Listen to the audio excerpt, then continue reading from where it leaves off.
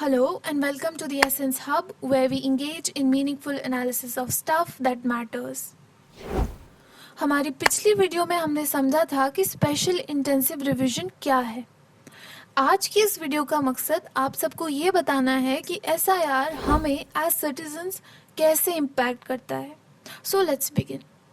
सबसे पहले इसका डायरेक्ट इम्पैक्ट बिहार के उन 65 लाख लोगों पर तो है ही जिनका नाम वोटर लिस्ट से काट दिया गया है क्योंकि वो अपना constitutional right to vote exercise नहीं कर पाएंगे। लेकिन इसका इम्पैक्ट हम पर भी है डिस्पाइट द फैक्ट कि हम बिहार में नहीं रहते हैं। वो इसलिए क्योंकि Bihar is just a beginning और इस तरह का एसआईआर स्टेट बाय स्टेट पूरे देश में होगा। और अगर इसी तरह आर्बिट्ररीली लोगों के नाम वोटर लिस्ट से काटे जाएंगे तो this is a साबोटाज of the constitutional authority and the rights of the citizens. दूसरी बात, आप सबने देखा होगा कि 21 जुलाई से मॉनसून सेशन शुरू होने के बाद से पार्लियामेंट लगभग हर दिन डिसरप्ट हो रहा है। इस डिसरप्शन की वजह है ऑपोजिशन के प्रोटेस्ट्स जो पार्लियामेंट के अंदर भी हो रहे हैं और बाहर भी हो रहे हैं। ऑपोजिशन की मेन डिमांड है कि स्पेशल इंटेंसिव रिवीजन पर एक डिटेल डिस्कशन हो, लेकिन इसको अलाउ नहीं किया गया क्योंकि एसआईआर अभी सब जुडिस है और कोई भी ऐसा मैटर जो कोर्ट के अंडर कंसिडरेशन हो उस पर डिबेट करना हाउस में परमिसिबल नहीं होता। इसी वजह से ऑपोजिशन स्लोगन शाउटिंग करती है, वेल में आकर प्रोटेस्ट करती है और आखिर में हाउस को एडजर्न करना पड़ता है। लेकिन इससे हमें क्या फर्क पड़ता है?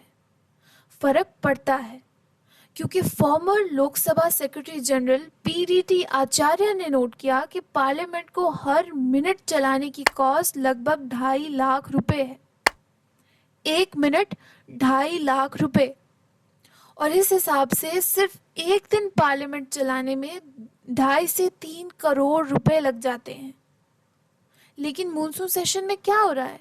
हंगामा, नारेबाजी और लगातार अडजर्नमेंट्स, जिसकी वजह से सिर्फ शुरुआत के 3 दिनों में 23 करोड़ रुपए वेस्ट हो गए थे।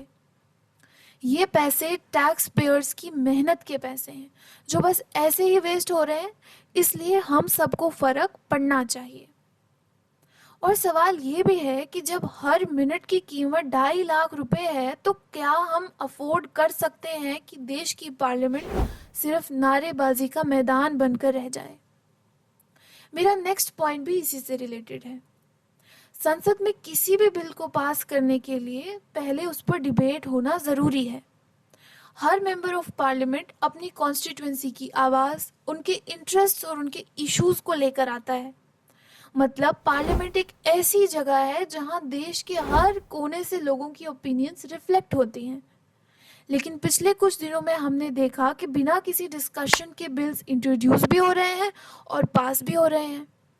जब ऑपोजिशन हाउस में मौजूद ही नहीं है तो फिर बिल पास क्यों हो रहे हैं? और सवाल ये भी उठता है कि उन लोगों का क्या जिन्हें ऑपोजिशन एमपीज रिप्रेजेंट करते हैं, उनकी आवाज का क्या?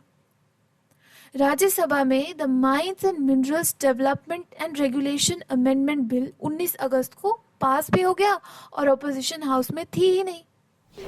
The bill is passed. The House stands adjourned to meet at 11 a.m. on Wednesday, the 20th August 2025.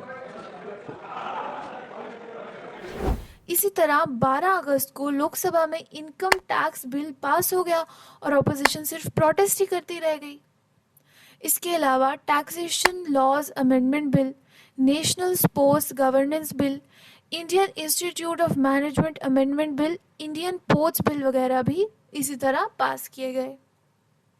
Nothing could be more undemocratic than this happening in the very temple of our democracy. Lastly, अगर SIR पर लगाए गए allegations सच साबित होते हैं तो इसका मतलब ये होगा कि इलेक्शन कमीशन भी टैक्स पेयर के पैसों के साथ खिलवाड़ कर रहा है, क्योंकि इनके ऑफिशियल की सैलरी, इंफ्रास्ट्रक्चर और पूरा एडमिनिस्ट्रेटिव एक्सपेंडिचर भी तो टैक्स पेयर के ही पैसों से आता है। और जब पैसा जनता का है तो कमीशन की अकाउंटेबिलिटी भी जनता के लिए है। इसके अलावा it's not just about the taxes we pay, it's also about the democratic ideals that are at stake. Thank you for watching, and if you like the video, please subscribe the channel.